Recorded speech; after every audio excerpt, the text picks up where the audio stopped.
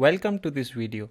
The goal of this video is to learn how to use Python to implement basic mathematical operations. So for the data science field, it is essential that we revise our mathematical concepts that we learned sometime back in our school time. So you can also say that it would be the preparatory course for the data science field. So you should know Python, you should know mathematics, and you should know how to apply Python and mathematics in data science field.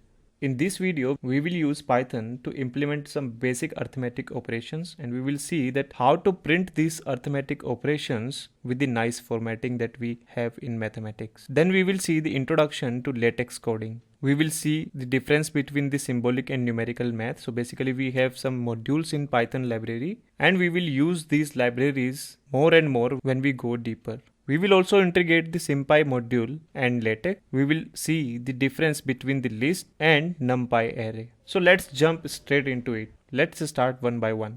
So first of all, let's see that how to print the equations in Python. So for such kind of interface like Jupyter Notebook, you can use the IPython module. So I can say from IPython.display import display and math. So what I am saying that from the module IPython and from the particular part of this module like display, import display and math function. Now let's see how to use these functions here. So let's say my equation is 4 plus 3 equals to 7. So this is my equation, right? Now if I want to display this equation, so I can use the display function. I can say display, and under this function we can write our equation. So now if I run it, you see that we got the error like module not found error. So it is not finding the module with the name IPython. Why? Because here P should be capital. So now if I run it again, you see we have now this equation printed here, right? So this is fine, right? But now I will use the math function. So if I say math, and under this math function, I will write the expression. So now if I run it, you see that we got the same output, but in the nicer format, isn't it? This is how we write the numbers and the operators in mathematics, right? So this line produced slightly a nicer output, isn't it? Now let's use the another expression. So let's say we have expression like we are dividing 4 by 5 and the result is 0.8. Now if I run it, you see that we got the output in a nicer format, but there is one better way to represent the divide operation, right? So let me do one thing. This time I'll say display math, I'll say frac, and in curly braces I'll write 5 and then 5 equals to 0.8. Now if I run it, you see that we got the output in a better way, right? I mean, this is how we write in mathematics, isn't it? But to represent this thing, we did something here, right? And this is nothing but the LaTeX coding. So this was without using LaTeX, and this one is with LaTeX, and this look much nicer. So with the LaTeX coding, what we wrote is backslash, then frac for fraction, and then in curly braces, we will write the numerator and denominator, and that's it. So this is how we represent the divide operator, right? Now similarly, if we want to represent the multiplication operator in LaTeX, so how can we represent? Okay, let's say that this is without LaTeX, okay? So if I run it, we will get the output in this format. And with the LaTeX, I can say backslash times. So if I run it, you see that we got the output in a form that we wanted, right? So LaTeX is nice.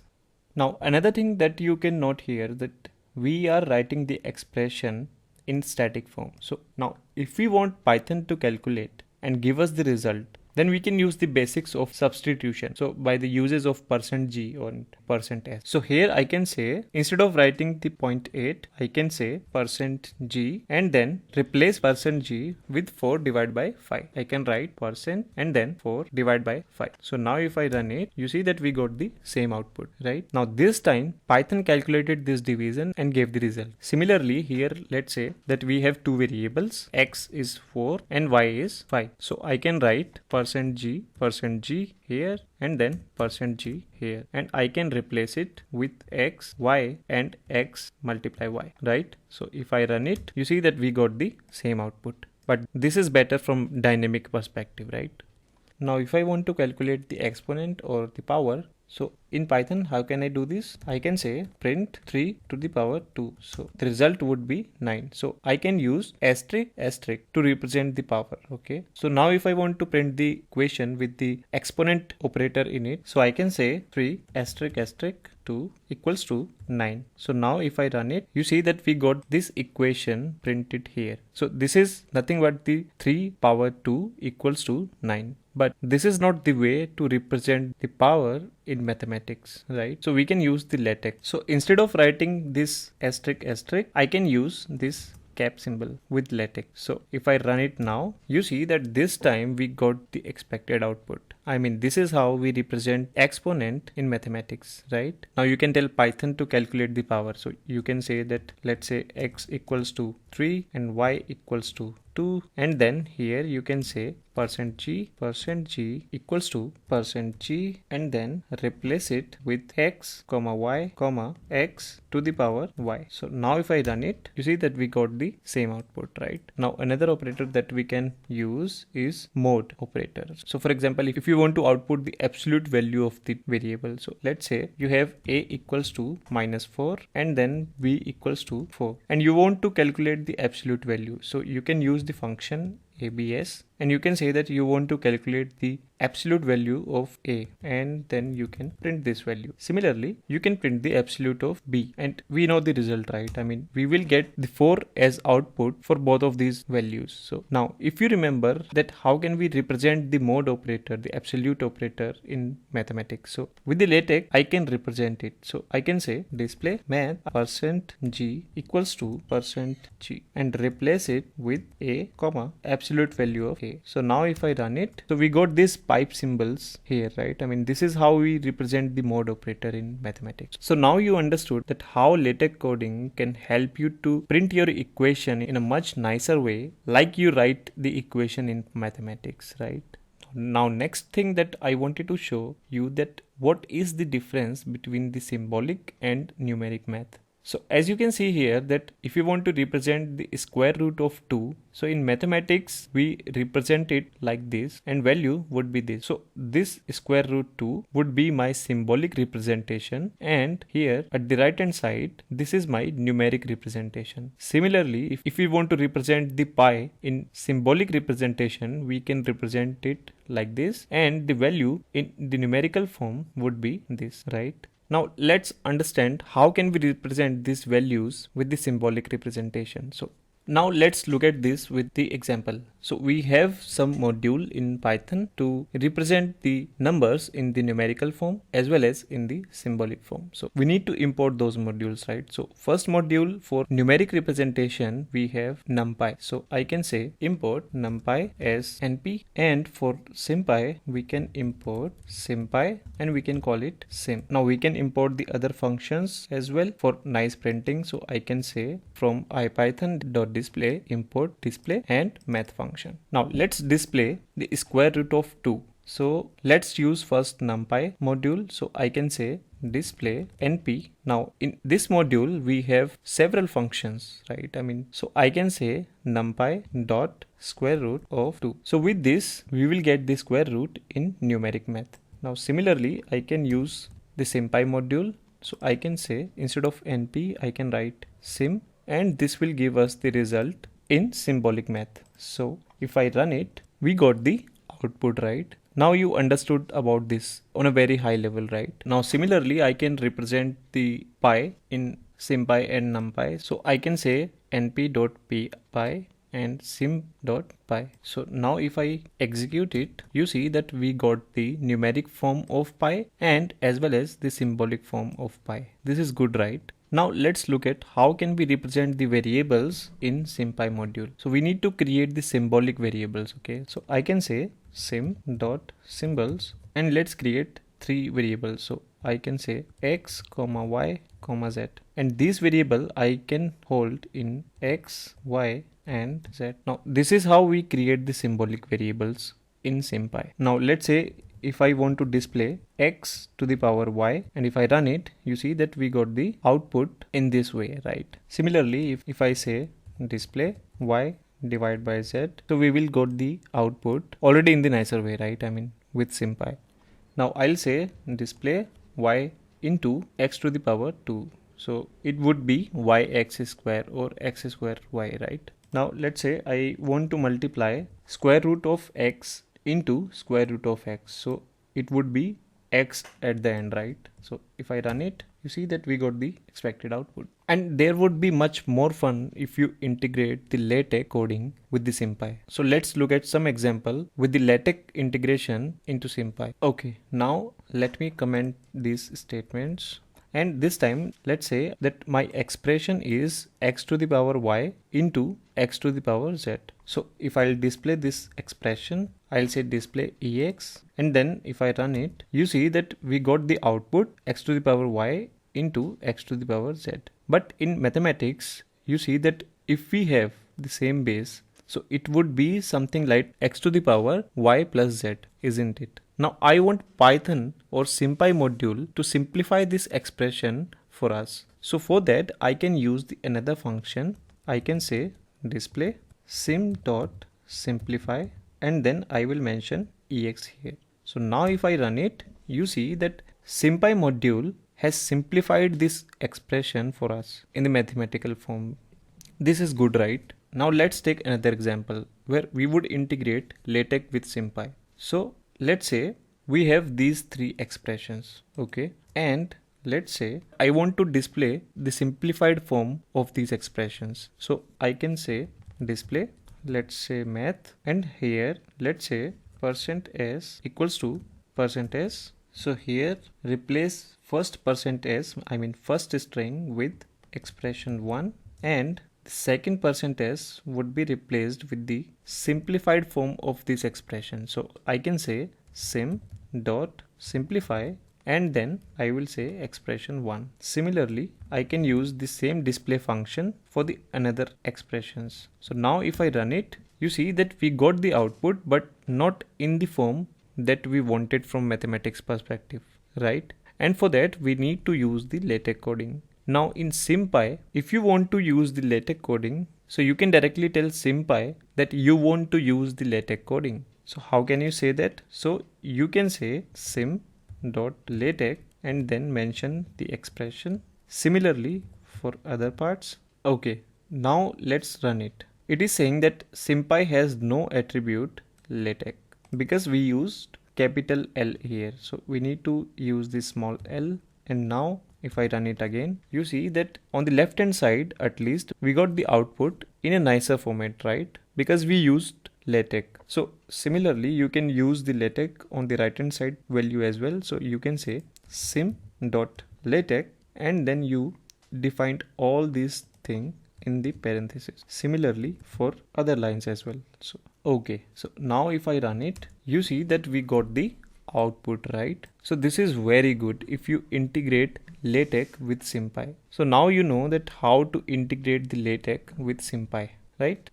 Now there are many other functions as well in the SymPy module that we can learn, but for now I think this is enough, and later as we go deep into this course we will learn the important functions slowly and gradually. Now let's move to the last topic that we have, that we should know what is NumPy array and what is the difference between list and NumPy array.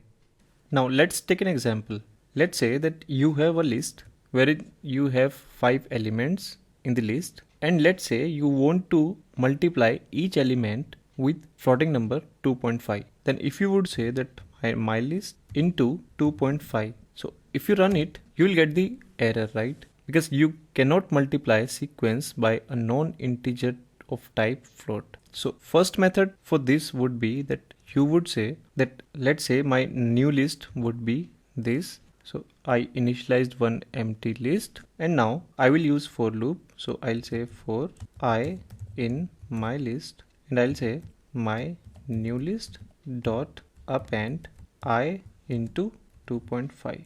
And now if I print this new list, so let's run it, then only we will get this expected output, right? Or another approach would be that you can use list comprehension. So I'll say my new list equals to, I'll say for I in my list, and the output that I need is I into 2.5. So now if I run it, so now let's print this list, and you can see that we got the expected output. So with the list comprehension we can write all of the code in one line, right? Now let's see the same example from NumPy arrays. So if I create a NumPy array, So how can I create the numpy array? So I can import the module first. So I can say import numpy as nb, and now I can say np dot array, and here I can mention the elements. So let's say it is np underscore 1. Now here if I multiply this array